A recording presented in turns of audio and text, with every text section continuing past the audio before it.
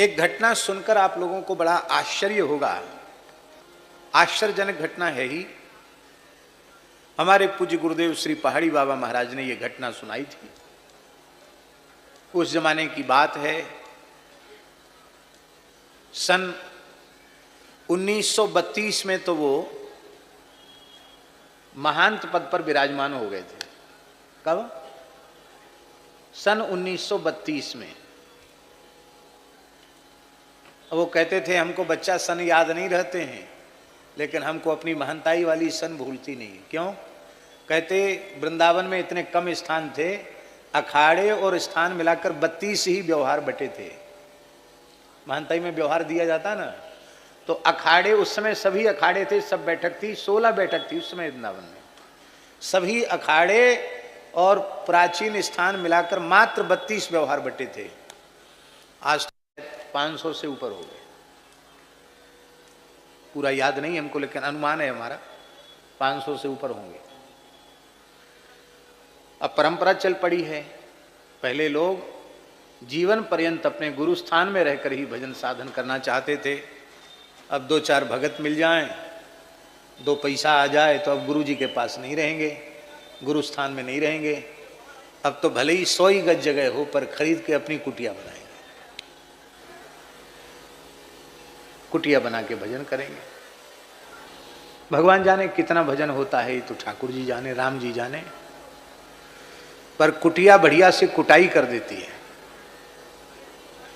उस एक कुटिया बनाते इसलिए कुटिया के अखंड वृंदावन वास करेंगे, अखंड अयोध्या वास करेंगे। फिर ये चिंता लग जाती है कि बिजली का बिल भरना है। फिर भगत जगत आएंगे तो उनको रुकने के लिए भी तो जगह बनानी पड़ेगी, वो जगत भी बन जाती है। और कथनचित गृहस्थियों ने मिलजुल कर ट्रस्ट बना लिया, फिर तो महात्मा बिना पैसे का, बिना तनख्वाह का नौकर बन जाता। उसको जब कहते हैं उठो तब उठेगा, जब कहेंगे बैठो तब बैठेगा। फिर चिंता हो जाती है कि भले ही छोटी कुटिया है, पर इसका आगे उत्तराधिकारी कौन होगा। और इसी बीच में कोई भूलती भटकती देवी आ गई कि हमको तो संसार से वैराग्य हो गया, तब सब चौपट, कुटिया कुटिया स्थान सब चौपट, फिर कुछ नहीं बचता है। पुरानी परंपरा यह थी कि संत स्थान बनाने की इच्छा ही नहीं करते थे, अभ्यागत के जैसे अपना संपूर्ण जीवन एक रस व्यतीत कर देते। और हमारी कोई ऐसी बात लगे जो आपको अप्रिय हो तो आप क्षमा कर देना।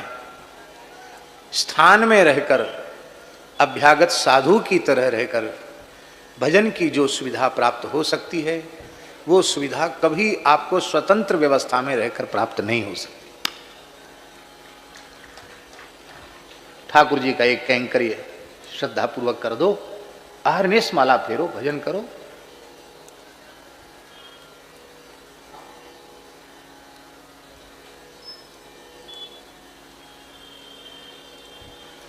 नाम लेने से हानि हो जाती है, इसलिए हम किसी साधक की हानि हो ऐसा हम क्यों सोचेंगे। पर हम स्वयं अनुभव करते हैं महाराज जी, ऐसे संत हैं भी अपने वृंदावन में, अपनी नजर में, अपने आसपास, जिनको भजन को छोड़ के दूसरा कोई काम ही नहीं है। हरि तज किमपि प्रयोजन नहीं। मुश्किल से 1.5 से 2 घंटे, 2.5 घंटे शरीर का विश्राम और अहरनिश भजन। और कई वर्ष हो गए केवल छाछ पर हैं, दूध भी नहीं। महात्मा दूध पे रह जाए तो बड़ी समस्या है, क्योंकि 10-5 दिन बाद महंत जी जरूर जवाब दे देंगे, भैया गैया हम पालते हैं, दूध तुमको पिलाएं। पर छाछ पीने में तो कोई परेशानी नहीं। उसमें भी छाछ कम से कम मिल जाए तो भी संतोष। और कई वर्ष हो गए। अलग से कुटिया बना के रहते तो संभव था। तो उस समय ज्यादा स्थान ज्यादा नहीं थे, स्थान कम होते थे, पर स्थानों में मूर्तियां खूब थी। संत खूब रहते थे। संतों से ही शोभा है, ईंट पत्थर से शोभा नहीं है। आप सब संतों की ठाकुर जी की बड़ी कृपा है। दास के मलुक पीठ में तो खूब संत निवास कर रहे हैं और उनमें युवा संत अच्छे साधक तो हैं, वयोवृद्ध संत खूब हैं। और कितने संत ऐसे हैं जिनकी कहीं सेवा न हो, हम तो प्रार्थना करते हैं वहां आ जाओ प्रेम से। किसी न किसी एक नए साधु को सेवा में लगा देते, भैया तुम्हारा भजन है, ये संत की सेवा करो अंतिम क्षण तक, अंतिम श्वास तक। और अब श्री ठाकुर जी ने कृपा की है, श्री रेवासा धाम में भी 10-15 संत हमेशा निवास करते हैं और एक वयोवृद्ध संत ही व्यवस्था देखते हैं, लाल बाबा मुकुंददासी नाम है, पर उपनाम उनका ज्यादा प्रसिद्ध है लाल बाबा। 82-83 वर्ष की आयु है। 25-30 वर्ष के युवक के शरीर में जो फुर्ती नहीं, उससे अधिक फुर्ती से सेवा में लगे रहते हैं। तो अब हम ये बात इसलिए स्मरण कराने महाराज जी कि 1932 में तो उनकी महानताई हो गई थी और जब वे पुजारी थे, महंत नहीं थे, गुरु जी विराजमान थे, पुजारी थे। और पुजारी बनने के बाद 20-21 वर्ष तक तो पैदल घूमे हैं, भारतवर्ष का पूरा भ्रमण किया है। उसके बाद महंत बने।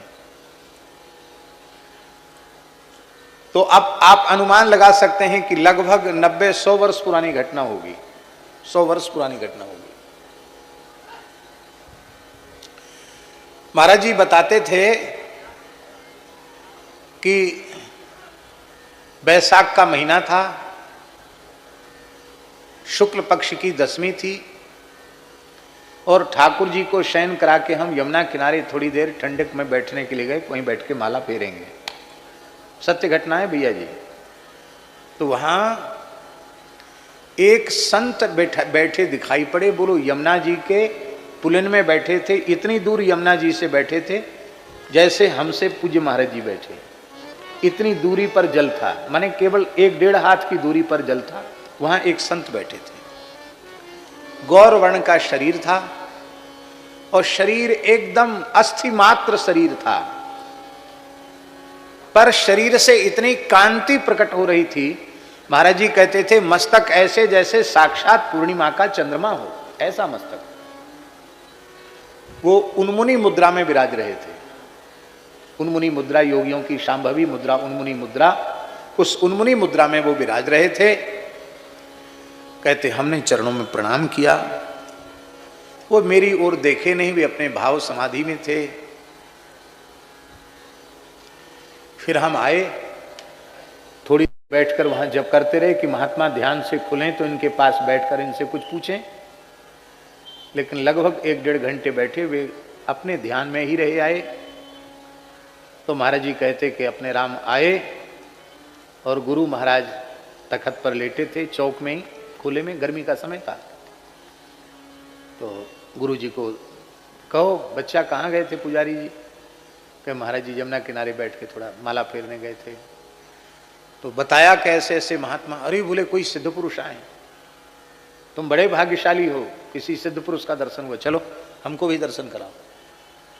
तो मंदिर के ठाकुर जी के शयन का दूध भोग रखा था, गुरु महाराज ने लिया नहीं था। एक कुल्हड़ में दूध लिया, बोले आज हमने दूध लिया नहीं, चलो दूध लेके गए।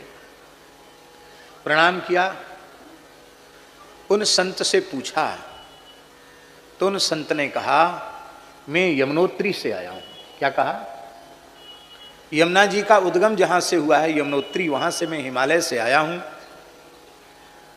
तो महाराज जी आपका शरीर तो इतना कमजोर है कि आप तो चल ही नहीं सकते, कैसे आए? उन्होंने कहा मैं संकल्प सिद्ध योगी हूं, मैं अपने योग संकल्प से यहां आया हूं। तो भगवान किस लिए आए हैं? बोले वृंदावन की रज प्राप्त करने के लिए आया। आज 10वीं है, कल एकादशी को हमें वृंदावन की रज प्राप्त हो जाएगी। महाराज जी आपकी अवस्था तो बहुत लगती है, आप कुछ आहार नहीं लेते हैं। तो उन्होंने अवस्था नहीं बताई। उन संत ने कहा 10,000 वर्ष से मैं केवल वायु का ही आहार कर रहा हूं। क्या कहा? अब भगवान श्री कृष्ण के अवतार काल से पहले के सिद्ध हो गए कि नहीं हो गए? मैं 10,000 वर्ष से केवल वायु का आहार कर रहा हूं। तुम्हारा यमुनोत्री छोड़ के यहां देह त्यागने आए? बोले हाँ, उत्तराखंड साधन भूमि है, वृंदावन फल भूमि है। क्या कहा? वो साधन भूमि है, ये फल भूमि है। कल प्रातः काल 4 बजे हमें ब्रजरज प्राप्ति होगी, पर यह किसी को बोलना मत। क्यों? कि आने से भी मेरा दर्शन सबको नहीं होगा, तुम्हारे शिष्य को हो गया और तुमको हो गया। तो महाराज, हमारे ठाकुर जी के ब्यारू भोग का थोड़ा दूध है, आप थोड़ा दूध ले लें। तो संत ने मुस्कुरा कर कहा कि हम तो वायु के अतिरिक्त कुछ लेते नहीं हैं, पर आपने कहा है कि हमारे गोपाल जी का ब्यारू भोग है, तो प्रसाद का तिरस्कार करेंगे तो दोष लगेगा। तो ऐसा कहकर महाराज जी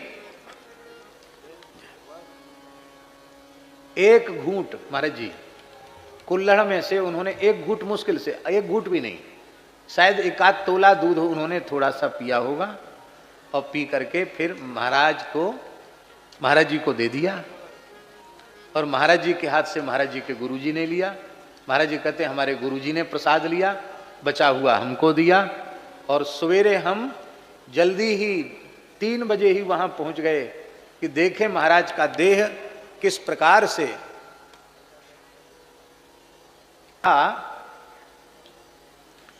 कि हम सवेरे रात्रि को 2 बजे तो उठते ही थे। 2 बजे के स्नान ध्यान करके ध्यान को बोले जमुना किनारे ध्यान करेंगे, चले गए वहां। तो कहते ठीक 4 बजे हमने देखा उन्होंने यमुना जी के जल में प्रवेश किया। हमने आंखों से देख रहा हूं, और ऐसे उन्होंने यमुना जी के जल का आचमन लिया, और देखते देखते यमुना जी के जल में जलरूप हो गए। कहते कहते महाराज जी रोमांचित हो जाते थे। कहते थे मैंने अपने जब पुजारी था तब अपनी आंखों से ये प्रत्यक्ष घटना देखी। तो कहते बच्चा, वृंदावन अयोध्या सामान्य नहीं है, ऐसे ऐसे सिद्ध पुरुष, ऐसे ऐसे महापुरुष आते हैं। ये बात इसलिए ध्यान आ गई कि 10,000 वर्ष से केवल वायु का आहार करने वाले महात्मा ने भी प्रसाद के नाम पर कुछ लिया तो एक घूंट गैया का दूध लिया। आप घर के द्वार पर वेद लक्षणा भारतीय देसी गाय की प्रतिष्ठा करेंगे, उसकी सेवा करेंगे, तो अवश्य ही कोई न कोई महापुरुष सुखदेव जी की कोटि का आ जाएगा, और आपको उसके आतिथ्य का अवसर मिलेगा तो आपका जीवन धन्य हो जाएगा।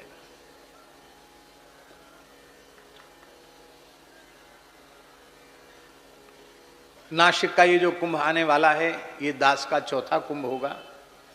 तीसरे कुंभ की बात है, वो हमारे जीवन का नासिक का पहला कुंभ था। पूज्य गुरुदेव पहाड़ी बाबा महाराज के साथ हम गए थे।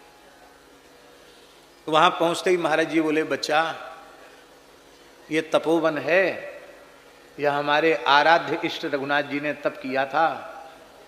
मैं भी यहाँ केवल गोदावरी जल पर ही रहूंगा, इस बात को तुम किसी के सामने कहना मत। और मुझे फलाहार कराने की सेवा नरसिंह धाम अयोध्या वाले श्री महंत श्री अयोध्या दास जी, जो अब श्री अयोध्याचार्य जी के रूप से विख्यात थे, वो फलाहार बना के लाते और महाराज जी रख लेते, और फिर उसको हम पा जाते। महाराज जी को देखा 10 दिन तक केवल गोदावरी जल पर रहे। शरीर की अवस्था 100 से ऊपर थी, केवल गोदावरी जल, लोग 1 घूंट 2 घूंट ले लेते थे बस जल, और लगातार छत्ता में पर्दा बंद रहता था, महाराज बैठे रहते थे।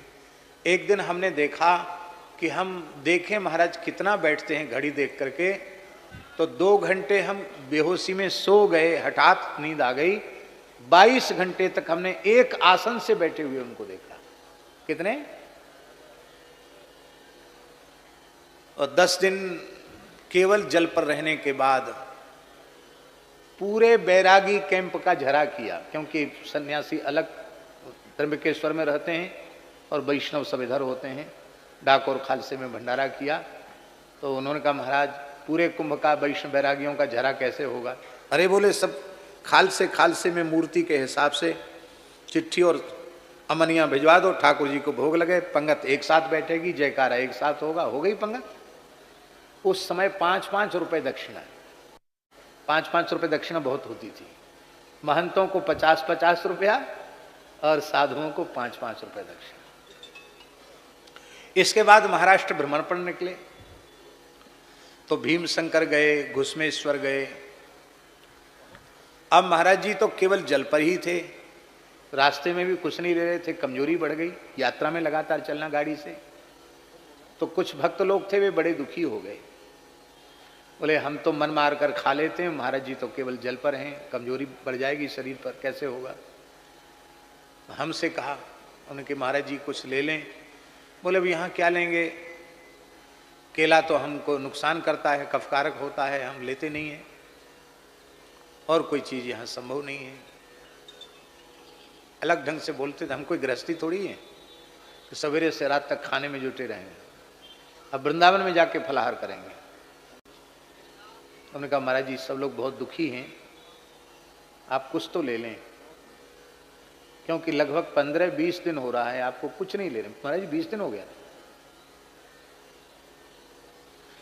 तब बोले बच्चा रोड के किनारे देखते चलो, कहीं बढ़िया देसी गैया मिले तो धारोष्ण दुग्ध से हम अपना व्रत खोलेंगे। ये घुसमेश्वर के आसपास की बात है, महाराष्ट्र की बात है, जहां अजंता एलोरा की गुफाएं हैं, उसी क्षेत्र की बात है। वहां रोड के किनारे एक खेत था और लाल रंग की 8-10 गैया, देसी सुंदर देसी गैया वहां बंधी थी और पंप चल रहा था, पानी का कुआं था, पंप चल रहा। महाराज बोला रोक दो गाड़ी। वहां गए तो अब बताओ, इतने दिव्य संत इतने समय का व्रत बिना बुलाए उसके यहां पहुंच गए, और उस व्यक्ति ने, किसान ने अपनी पगड़ी उतार कर, टोपी उतार कर चरणों में रख दी और अपनी गूदड़ी बिछा दी। गूदड़ी जानते हैं, पुराने कपड़े वाली जो गूदड़ी होती है उसको बिछा दिया। उसी गूदड़ी पर महाराज जी ने कहा मेरा आसन बिछा दो, जबकि वो गृहस्थी के वस्त्र छूते नहीं थे। उसी पर महाराज का आसन बिछा दिया, उसी पर महाराज जी बैठ गए। खटिया पर आग्रह के तो खटिया पर तो नहीं बैठे, पर उस पर बैठ गए। ताजे ताजे पानी से हाथ पैर धोए, मुख धोया, धारोष्ण दूध कढ़ा। महाराज जी ने 1.5 पाव ही धारोष्ण दूध लिया, हमने भी लिया। अब वो आग्रह करने लग गया कि सब लोग लें दूध, तो सब लोग पीने लगे दूध, तमाम भगत थे, सबको दूध पिलाया। बोले देख बच्चा, हम तो बाबा जी हैं, हम तो भिक्षा करके पाना हमारा धर्म है, पर तुम लोग गृहस्थी हो, मुफ्त में दूध पियोगे आंत फाड़ के निकल जाएगा, बोले पेट फट जाएगा, आंत फाड़ के निकल जाएगा, सब गौ सेवा करो इसके यहाँ। तो सेठ साहूकारों से कहा सबसे गौ सेवा करो, सब लोग कुछ राशि धरने लगे। बहुत संकोच में पड़ गया। महाराज जी ने भी झोली से कुछ पैसा उठाया, बिना गिने चुने, लो गौ की सेवा में लगाना। ब्रज के महान मूर्धन्य संत, बरसाने वाले परम पूज्य प्रातः स्मरणीय श्री रमेश बाबा जी महाराज 50,000 से ऊपर गोवंश की सेवा बड़ी श्रद्धा पूर्वक माताजी गौशाला में कर रहे हैं। भैया जी हमारे ब्रज की गौशालाएं छोटी बड़ी सब मिला के देखा जाए तो कम से कम 5-7 लाख गायों का पोषण गौशालाओं में ब्रज में हो रहा है। पर बड़े दुख की बात है, इस प्रयाग क्षेत्र में और अवध क्षेत्र में इस प्रकार की एक भी गौशाला का उदाहरण प्राप्त नहीं है। ये न्यूनता है, इस न्यूनता का सुधार करना चाहिए। और हम तो चाहते हैं कि ये सबके सब बड़े बड़े उत्सव और अनुष्ठान आयोजन पूर्ण सफल तब माने जाएंगे जब अयोध्या जी में एक विशाल आदर्श वेद लक्षणा गौशाला की स्थापना होगी। अब जब राम जी चाहेंगे, हनुमान जी चाहेंगे तब होगा, लेकिन हम तो कहते रहेंगे जब जब अयोध्या जी आएंगे और जब जब मौका मिलेगा तब तक हम कहते रहेंगे। किसी को अच्छी लगे तो अच्छी बात, और अच्छी न लगे तो भी अच्छी बात, क्योंकि हम तो अपने मन का भाव व्यक्त करते रहेंगे। आगे आप सबके मन में जैसी प्रेरणा हो, जैसी इच्छा हो, गोव्रती बने, गव्य पदार्थों का ही अपने आराध्य को भोग लगावें, स्वयं जीवन में उनके आहार की प्रतिज्ञा करें। उत्सव महोत्सव में भी आप यही विचार रखें और आप निश्चय करेंगे तो धीरे धीरे, हमें ऐसा विश्वास है, निश्चय के साथ व्यवस्था हो जाती है। आप कहीं से करेंगे व्यवस्था तो होगी। बोलो वृंदावन बिहारी लाल की जय। यहां गोदोहनं क्वचित का अर्थ है कि भगवान भले ही आपकी मर्यादा है कि किसी गृहस्थ के द्वार पर गोदोहन से अधिक आप ठहरते नहीं हैं, लेकिन यहां तो आपको मेरी अंतिम श्वास तक ठहरना पड़ेगा। यहां गोदोहन वाला नियम लागू नहीं करना पड़ेगा। ये ध्वनि है, काव्य में ध्वनि प्रधान होती ना, ये ध्वनि है इसमें कि यहां गोदहन की मर्यादा मत रखना। यहां तो आप मेरे ऊपर कृपा करके मेरी जो भी आयु अवशिष्ट है उसको सार्थक बनाने के लिए आप अपनी कृपा करुणा की वर्षा करना।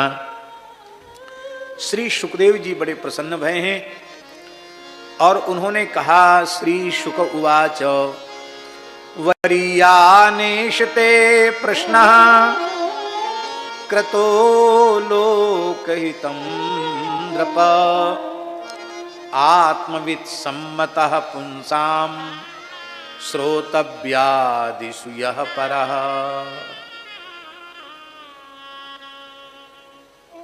हे राजन, आपका यह प्रश्न वरीयान है, बहुत श्रेष्ठ उत्तम प्रश्न है और इस प्रश्न के समाधान में संपूर्ण संसार का हित समाया हुआ है। क्रतो लोकहितम नृप, आपने लोक हित के लिए ही यह प्रश्न किया।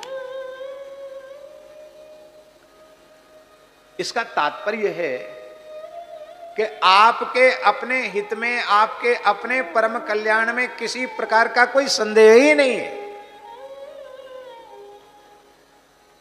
ये तो मरणाभिमुख जो संसार के प्राणी हैं उनका प्रतिनिधित्व करते हुए आप ये प्रश्न कर रहे हैं, मरने वाले को क्या करना चाहिए।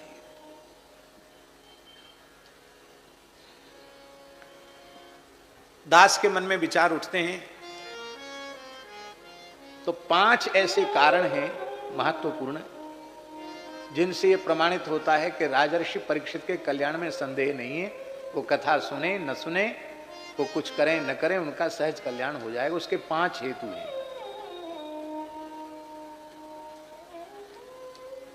आप सब जानते हैं श्रीमद् भागवत में परम भागवत महाभागवत श्री प्रहलाद जी का चरित्र है और प्रहलाद जी से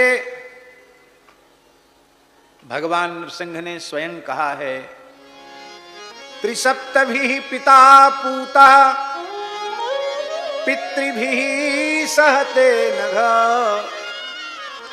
यत्साधोष्य कुले जातो भवान वै कुल पावनः। आप कहते मेरे पिता का उद्धार हो जाए। अरे तुम्हारे जैसा भक्त पुत्र जिस कुल में उत्पन्न होता है उसकी 21 पीढ़ियों का उद्धार हो जाता है। ते पूयंत कीकट आदि देशों में जन्म लेने वाले लोग भी उन देशों में किसी भक्त के आविर्भाव से पवित्र हो जाते हैं। भक्तमाली जी प्रमाण है।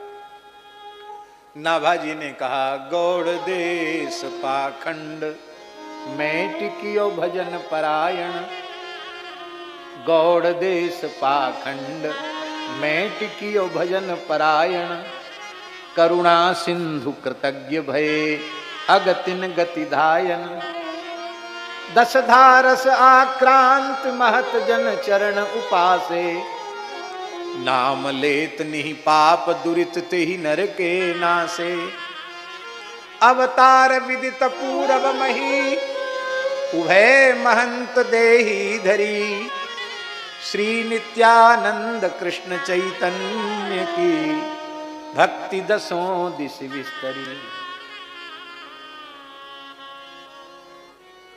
पवित्र हो जाते, अपावन देश भी पवित्र हो जाते। और एक विशेष बात है महाराज जी, प्रहलाद जी का चरित्र भी उनके गुरुजी ही सुना रहे हैं, नारद जी पांडवों को सुना रहे हैं, धर्मराज युधिष्ठिर को सुना रहे हैं, भगवान श्री कृष्ण भी उपस्थित हैं वहां। इसका मतलब भक्तमाल की कथा भक्तों को तो सुनाई जा रही है, भगवान को भी सुनाई जा रही है। और महाराज जी प्रहलाद चरित्र को सुनने के बाद युधिष्ठिर के मन में आया कि प्रहलाद जी कितने भाग्यशाली भक्त थे, हम उतने भाग्यशाली नहीं हैं। उनके मन की पीड़ा का अनुभव करके नारद जी ने कहा, नहीं नहीं ऐसा मत सोचो, आप तो प्रहलाद जी से अधिक भाग्यशाली। वहां अकेले प्रहलाद जी भाग्यशाली हैं, यहां यूयम आप सब बत निश्चय ही आप लोगों जैसा भाग्यशाली और कोई पूरे भुवन कोश ब्रह्मांड में नहीं। भूरि भागा, भाग्यशाली कौन है? बहुत पढ़ लिख गया हो, बहुत यश कीर्ति या धन का अर्जन कर लिया हो, अथवा बहुत ऊंची कोई पद प्रतिष्ठा प्राप्त कर ली हो, लोक की दृष्टि में तो उसे भाग्यशाली माना जाएगा। किंतु परमहंस चक्र चूड़ामणि आचार्य महामुनिंद्र भगवान शुकदेव जी की दृष्टि में वो भाग्यशाली नहीं है। इन विरक्त संतों की दृष्टि में परम भाग्यशाली वही है जो त्रिभुवन को पवित्र करने वाले महात्मा यदि उसके अतिथि बन रहे हैं तो वह भाग्यशाली है। लोकम पुनाना मुनयो भियन्ति, त्रिभुवन को पवित्र करने वाले महात्मा प्रेम पूर्वक बिना बुलाए, अभियंती बिना बुलाए आते हैं। आप न्योता भेजने नहीं जाते हैं तो बिना बुलाए क्यों आते हैं? खीर मालपुआ पाने के लिए आते हैं, कारी रोटी धोरीदार, या पीतांबरी ओढ़ने आते हैं, या दक्षिणा का लिफाफा लेने आते हैं। हमारे जैसे तो इसलिए भी पहुंच जाएंगे। पर जिन महात्माओं का नाम लिया जा रहा है वे इस शिक्षा से नहीं आते हैं। क्यों आते हैं फिर? कोई महात्मा आंख नाक दबाने लग जाता है, प्राणायाम आदि साधन करने लग जाता है, समाधि लगाने लग जाता है, तो दूसरा महात्मा कहता रे भाई काहे लिए सब कर रहे हो, इतना कठोर साधन क्यों कर रहे हो? इसलिए ना कि एक क्षण के लिए तुम्हारे ध्यान में श्री कृष्ण आ जाएं। अरे चलो ना पांडवों के यहां इंद्रप्रस्थ चलो। ये शाम गृहाना वसती, यहां भी आंग उपसर्ग है महाराज जी। आवसती, आवसती माने आसक्ति पूर्वक श्री कृष्ण तुम्हारे यहां निवास करते हैं। आसक्ति पूर्वक द्वारिका में नहीं रहते हैं, आसक्ति पूर्वक अपने भक्त पांडवों के घर में रहते हैं। और गृहम आवसती नहीं, ग्रहान आवसती बहुवचन है।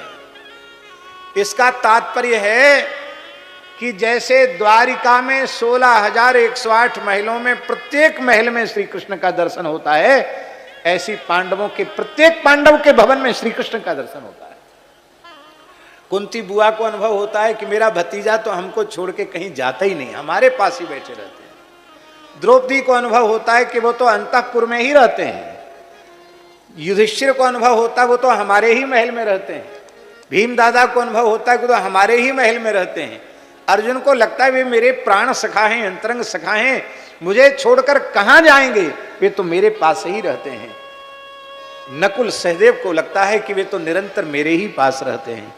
ये शाम गृहाना वसती थी, आवसती, और उस अखंड अचिंत्य अनंत ऐश्वर्य रूप में नहीं, गूढ़म छिप करके रहते हैं। परब्रह्म मनुष्य लिंगम, मनुष्य लिंग में मनुष्य जैसी लीला करते हुए श्री कृष्ण अपने ब्रह्मत्व को छिपाकर नर लीला कर रहे हैं।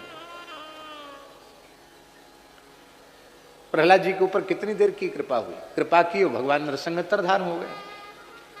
तुम्हारे यहां तो अपना लुटिया डोरी कमंडल दंड कमंडल आसन बासन लेके आ गए, जाते ही नहीं, यहीं पड़े रहते हैं। इसके बाद नारद जी ने अपना चरित्र सुनाया महाराज जी, और अपना चरित्र सुनाने के बाद फिर 2 श्लोकों की पुनरावृत्ति की एक ही स्कंद में। फिर कहा ये है, यूयं त्रिलोके बत भूरि भागा लोकम पुनाना मुनयो वियन्ति येषां गृहाना वसतीति साक्षात् गूढ़ं परब्रह्म मनुष्यलिंगम। दूसरा श्लोक, ये दोनों श्लोक दो बार आए एक ही स्कंद में, एक ही वक्ता के द्वारा। सवायम ब्रह्म महद विमृग्यम कैवल्य निर्वाण सुखानुभूति प्रियः सुहृद्वः खलु मातुलेयः आत्मारहणीयो विधिकृत गुरुश्च। दो बार कहने की क्या आवश्यकता पड़ गई? मानो नारद जी ये कहना चाहते हैं कि गृहस्थ भक्तों में सबसे भाग्यशाली प्रहलाद जी हैं, पर हे पांडवों प्रहलाद जी अकेले भाग्यशाली हैं, पर यहां तो कुंती द्रौपदी तुम पांचों पांडव सबके सब भाग्यशाली हो। उत्तरा भाग्यशाली है, अरे तुम्हारा वंशधर परीक्षित भी भाग्यशाली है। यूयम, इसका मतलब प्रहलाद जी से भी अधिक भाग्यशाली आप सब हैं। और विरक्त भक्तों में नारद जी सबसे श्रेष्ठ हैं। अहो नारद, तो नारद जी अपना चरित्र कहने के बाद फिर ये दो श्लोक बोल रहे हैं। इसका मतलब है विरक्त संतों में भी तुम्हारे जितना कोई भाग्यशाली नहीं है। तुम्हारे नौकर बन गए, तुम्हारे स्वामी बन गए, तुम्हारे यज्ञेश्वर अग्र पूज्य बन गए, तुम्हारे भाई बन गए, तुम्हारे मित्र बन गए, सुहृद बन गए, विधिकृत बन गए, गुरु बन, क्या नहीं बन गए तुम्हारे। पर हम महात्माओं से प्रेम तो करते हैं, पर जैसा प्रेम का निर्वाह तुम्हारे साथ किया है ऐसा प्रेम का निर्वाह किसी के साथ नहीं। तो जब त्रिसप्तभी पिता पूता है महाराज जी, अब सहज उत्तर है उसका। और यहां सबके सब इतने बड़े भक्त हैं, और प्रहलाद जी और नारद जी से भी उत्कृष्ट कोटि के भक्त हैं, और उस भक्त वंश में परीक्षित का जन्म हो रहा है। माता उत्तरा भी परम भक्ता है, सुभद्रा भी परम भक्ता है, द्रौपदी भी परम भक्ता है, और सबकी ददिया सास कुंती भी परम भक्ता है। ऐसे भक्त वंश की कुलवधु जिसने श्री कृष्ण को अपने प्रेम से अपने गर्भ में बुला लिया, आहा है। इसलिए महाराज जी हमको लगता है कि परीक्षित के पांडवों के सगे भाई श्री कृष्ण नहीं है, फुफेरे ममेरे भाई है, ममेरे भाई। पर परीक्षित के तो सहोदर भ्राता हो गए हैं। इसलिए हमको उत्तरायण शब्द का अर्थ यह समझ में आता है, उत्तरायाः गर्भो अयनम यस्य असौ उत्तरायण श्री कृष्ण। उत्तरा का गर्भ ही जिसका अयन है, निवास स्थान है, ऐसे श्री कृष्ण जब आए तब श्री भीष्म जी ने, वस्तुतः उनका उत्तरायण श्री कृष्ण ही है ये। तो इस अवस्था में परीक्षित के कल्याण में कोई संदेह है क्या? नहीं है। दूसरा हेतु,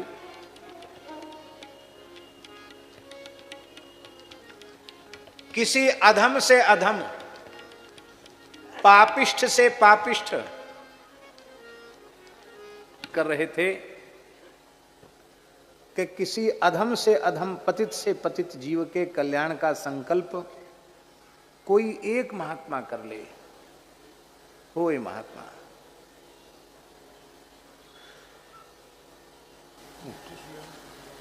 जानवर, और वह, हम अपनी बात पूरी कर दें, और वह सर्व साधन शून्य हो, किंतु एक महात्मा यदि उसके कल्याण का संकल्प कर लें तो उस जीव के कल्याण में संदेह नहीं है। इतना ही नहीं, किसी पापिष्ठ मनुष्य को मृत्यु के क्षण में किसी संत का दर्शन हो जाए, वो बेहोश है, संत की दृष्टि उसके शरीर पर पड़ जाए, तो भी निष्पाप होकर भगवान के धाम का अधिकारी होगा। इससे भी आगे की बात, जीवित अवस्था में नहीं हुआ, मृत्यु के क्षण में भी नहीं हुआ। अंतिम यात्रा जा रही थी, उस अंतिम यात्रा पर दृष्टि पड़ गई, उस मृत देह पर दृष्टि पड़ गई, तो भी उसको अधोगति नहीं होगी। होए कोई महात्मा।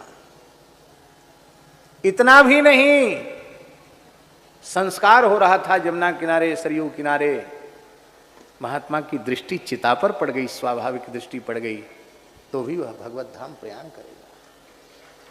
महाराज जी, भक्तमाली जी प्रमाण है, बैठे हैं। कम ध्वज के कपिचारु चिता पर काष्ठ दिलाए, जय मिल के जुधमाही अश्व चढ़ आपन धाये। कमध्वज जी का चरित्र है भक्तमाल ग्रंथ में, जिनकी चिता के धुआं के लगने से बन के संपूर्ण प्रेतों का उद्धार हो गया। और एक दुर्भाग्य से कहीं भूले भटके चला गया था घूमने फिरने, वो साल 1.5 साल में आया तो उसने देखा हमारा कोई संगी साथी वहां है नहीं, कहाँ गए सब?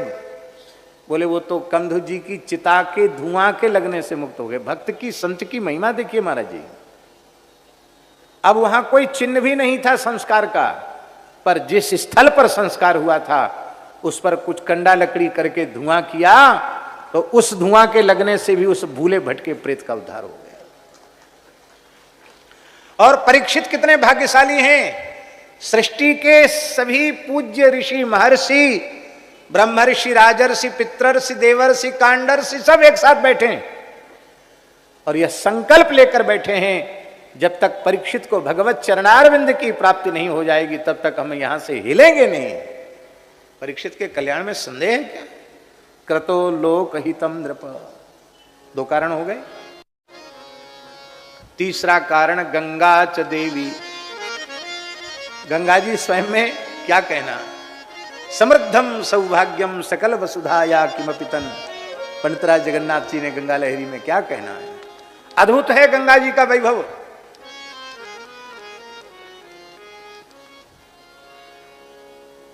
गंगा जी मनुष्य को नहीं, कीट पतंग को भी मोक्ष देती है। इसलिए गोस्वामी जी ने कहा, धन्य देश जहां बह सुरसरी। गंगा जी का आश्रय ले रखा है। तीसरा कारण। चौथा कारण,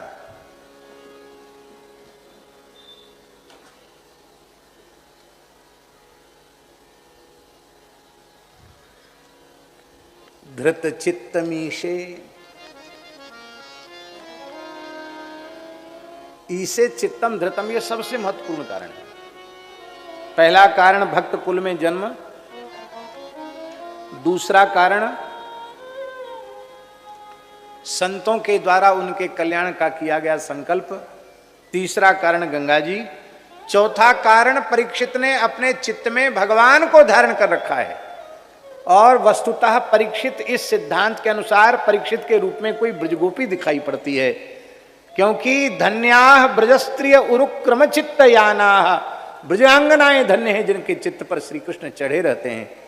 जिसके चित्त पर श्री कृष्ण चढ़े हों, वो किसी आकार प्रकार में हो, वो वस्तुतः गोपी है। ये गोपी है। पांचवा महत्वपूर्ण कारण, जिन चितये प्रभु जे प्रभु हेरे, ते सब भय परम पद जो। सबसे अधिक भाग्यशाली ध्रुव जी हैं, जिन्होंने मात्र 5 वर्ष की अल्प आयु में, 6 महीने की अल्प अवधि में भगवत साक्षात्कार प्राप्त किया। पर जब हम परीक्षित के सौभाग्य का विचार करते हैं तो परीक्षित का सौभाग्य ध्रुव जी से भी बहुत अधिक आगे निकल गया। उन्हें तो 5 वर्ष के बाद, 6 महीना की तपस्या के बाद यहां तो गर्भ में ही दर्शन हो रहा है। महाराज जी, जिस समय परीक्षित का उत्तरा के गर्भ पर अश्वत्थामा ने ब्रह्मास्त्र का प्रयोग किया था, उस समय 3 महीने का गर्भ था। उसके बाद 9 महीने तक परीक्षित गर्भ में रहे, पूरे 12 महीना गर्भ में रहे परीक्षित अपनी मां के। और 9 महीने तक लगातार श्री कृष्ण ने उत्तरा के गर्भ में प्रवेश करके गर्भ की परिक्रमा करते हुए गर्भ की रक्षा की है। 9 महीने तक लगातार दर्शन, गर्भ में दर्शन, ऐसा सौभाग्य किसी को मिला? और आपको हमारी बात पर संदेह हो तो मूल ग्रंथ महाभारत उठाकर देख लेना। महाभारत में लिखा है कि जब परीक्षित का जन्म हुआ तो अमोघ ब्रह्मास्त्र का प्रभाव तो होना था, गर्भ की रक्षा तो हो गई, पर गर्भ के बाहर आते ही ब्रह्मास्त्र के प्रभाव से परीक्षित निष्प्राण हो गए। सूतिकागार में हाहाकार मच गया, करुण क्रंदन होने लग गया।